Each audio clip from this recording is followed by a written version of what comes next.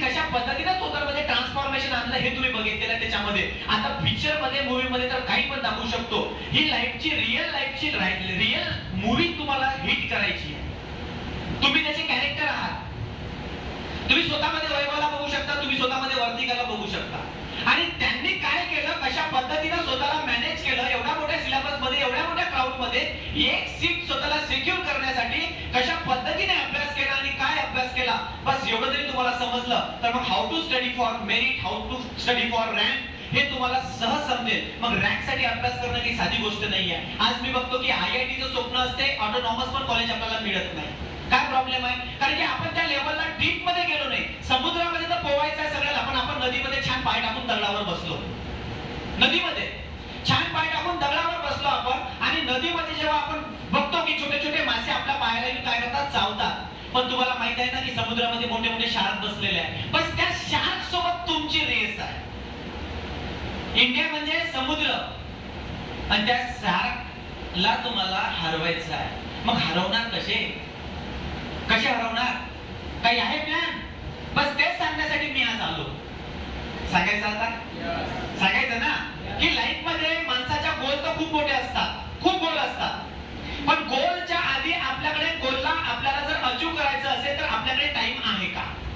मग टाइम तर 24 आवर्स तुमच्याकडे आहे, 24 आवर्स माझ्याकडे आहे, 24 आवर्स सगळ्यांकडे टाइम आहे. आणि या 24 आवर्सला आम्ही कसं कॅल्क्युलेट केलं, कसं मॅनेज केलं, याचं वेळेचं नियोजन कसं केलं हे किती लोकांनी केलेलं आहे. जसं मी आता एका बॅच मध्ये, रिपीटरच्या बॅच मध्ये सांगितलं, त्यांचा प्रॉब्लेम होता की टाइम मॅनेजमेंट प्रॉपर होत नाही. मी त्यांना सांगितलं की जर सकाळी 3:45 ला जर तुम्ही उठता सकाळी मॉर्निंगला, तर 4 वाजता तुम्हाला अभ्यासाला बसायचं आहे. 4 AM to 8 AM माणसाचा दिमाग जो असतो, ब्रेन जो असतो, हा खूप शांत असतो, सगळ्या गोष्टी ग्रास्प करतो, सगळं काही त्याला समजतं. आणि नंतर हळूहळू जसा दिवस वर जातो तसा ब्रेन थकतो आपला. आणि ह्युमन बिंग आपण माणूस आहे ना, आपली बॉडी थकते तर आपल्या बॉडीचा पार्ट सुद्धा थकेल ना. तुम्हाला माहित आहे तुमचं वय 15-16 वर्ष असेल, माझं वय समजा 35 वर्ष असेल, तर माझ्या ब्रेनचं पण वय 35 वर्ष आहे ना. माझ्या किडनी, लिव्हर, हार्टचं पण वय 25 वर्ष असेल ना, की नाही आहे?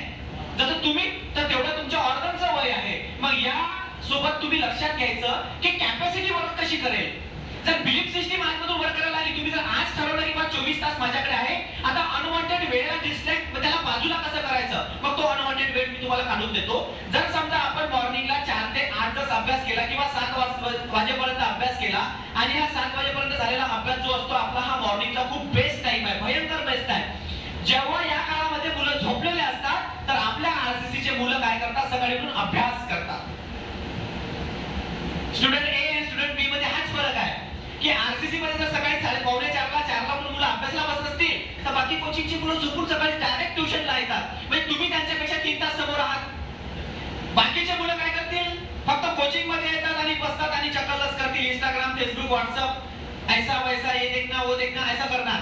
आपले मुलं 100% जेव्हा कॉन्सन्ट्रेट देतील, कारण की त्यांना काय पाहिजे, रँक हवी आहे. त्यांना रँक साठी आलेले आहेत. 100% कोपऱ्यात जरी बसतील 200 मुलांमध्ये, 500 मुलांमध्ये, तरी त्यांच्या माइंडमध्ये एकच गोष्ट आहे की सर जे शिकवत आहेत ते इम्पॉर्टंट आहे आणि जे शिकवत आहेत ते मला इथंच करायचं आहे. मला फक्त रिवाइज केल्यानंतर मला सगळं समजलं पाहिजे. आज आमची अवस्था कशी होते, ऍज अ विद्यार्थी आपण क्लासला तर येतो पण आपला अभ्यासच होत नाही. मग घरी गेल्यानंतर आपण रिव्हिजन करत नाही. मग रिव्हिजन करत नाही त्यामुळे आपण विसरून जातो. आणि विसरलेल्या गोष्टी पुन्हा जेव्हा आपण 1 महिन्यानी, 2 महिन्यांनी, 15 दिवसांनी करतो तेव्हा समजत नाही, म्हणून आमचे मार्क्स कमी येतात.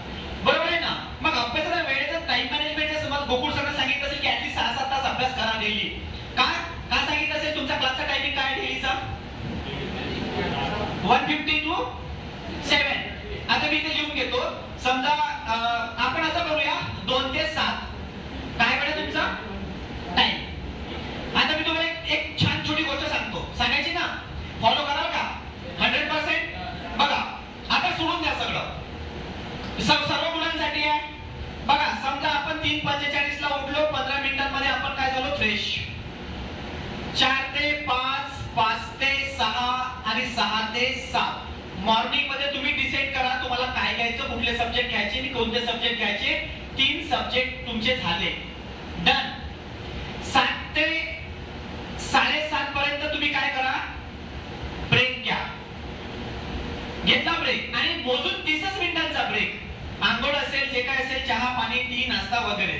आणि ब्रेनला सांगायचं की 7:30 नंतर माझे हे 3 सब्जेक्ट वेगळे आहेत माझ्याकडे, कारण की जेवायला मला 10 वाजता जायचं मेसला किंवा 11 वाजता जायचं. आजपासून मोबाईल कमी, मित्र कमी, मैत्रिणी कमी, मेसेज कमी, फोन कमी. काय बेटा कमी? कारण की ही कमी तुम्ही आज जर करणार तर आयुष्यभर तुमच्याकडे वेळच वेळ राहील मोबाईल वापरायला, कारण की पैसाच पैसा, रँक, पॅकेज आणि दिवसभर काहीच नाही. जेवढा जास्त पगार तेवढा काम कमी, हे लक्षात घ्यायचा रूल कधी पण लक्षात ठेवायचा. जेवढा पगार जास्त तेवढं काम कमी, जेवढी मोठी रँक तेवढं काम कमी होऊन जाईल तुमचं. बरोबर ना? मग काय केलं बघा, मी तुम्हाला छोटी गोष्ट, तुम्ही नंतर याला काय करा, थोडस तुमच्या माइंडने करून घ्यायचा. आता समजा आपण 7:30 ला जरी अभ्यासाला बसलो किंवा 8 ला जरी बसलो, 8 ते 9, 9 ते 10 आणि 10 ते 11, 3 तास पुन्हा आपल्याकडे आहेत. 11 ते 11:30 पर्यंत काय करायचं, जेवण बिवण मेस वगैरे सगळं झालं. आता आपल्याकडे तो अर्धा तास याच्यासाठी द्यायचा, 11:30 ते 12चा किंवा 10:30 ते 11, तुम्ही कसंही करा. होऊ शकतं कोणाला 9 वाजता जेवायचं असेल, बरोबर ना? मग 9 ते 9:30 जेवण झालं, 9:30 ते 10 सगळं मॅनेजमेंट झालं. आता कोचिंगला कुठले पुस्तक न्यायचे, अभ्यास काय करून जायचा, रिवाइज काय करून जायचं, असाइनमेंट काय करायच्या, सरांनी काही लर्न करायला सांगितलं ते करा, तो अभ्यास करायचा.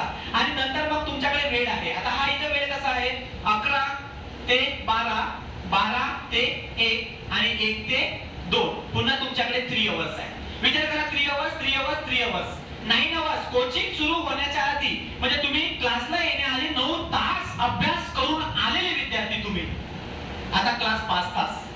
क्लासमध्ये वेगळे वेगळे सर येणार, वेगळे वेगळे सर तुम्हाला जीव तोडून शिकवतात, कारण की आरसीसी मध्ये टीचर एकदम खतरनाक आहेत, बिलकुल आग लावणारे, माहिती आहे तुम्हाला, म्हणून रिझल्ट लागतो ना. ते बिचारे तुम्हाला जीव तोडून शिकवतात, तर तुम्ही जीव तोडून लक्ष देऊन ऐकणार आहात त्यांचं आणि करणार आहात. म्हणजे इथे सुद्धा आपण जे 9 तास झाले प्लस 5 तास, किती झाले, 14.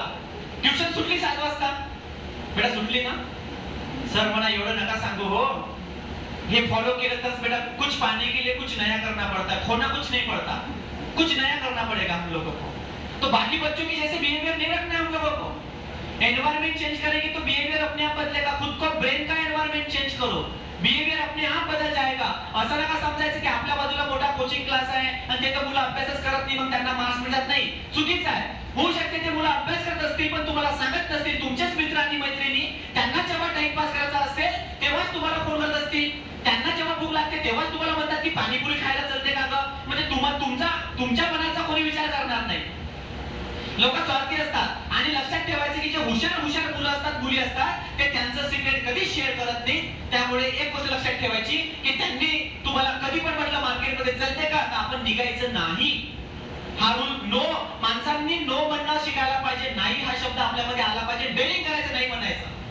जरी जायची इच्छा आहे तुमची तरी नाही म्हणा मी येत नाही, मला माझा अभ्यास आहे. आणि अभ्यास नसेल नाही, मला आपला आराम करायचा.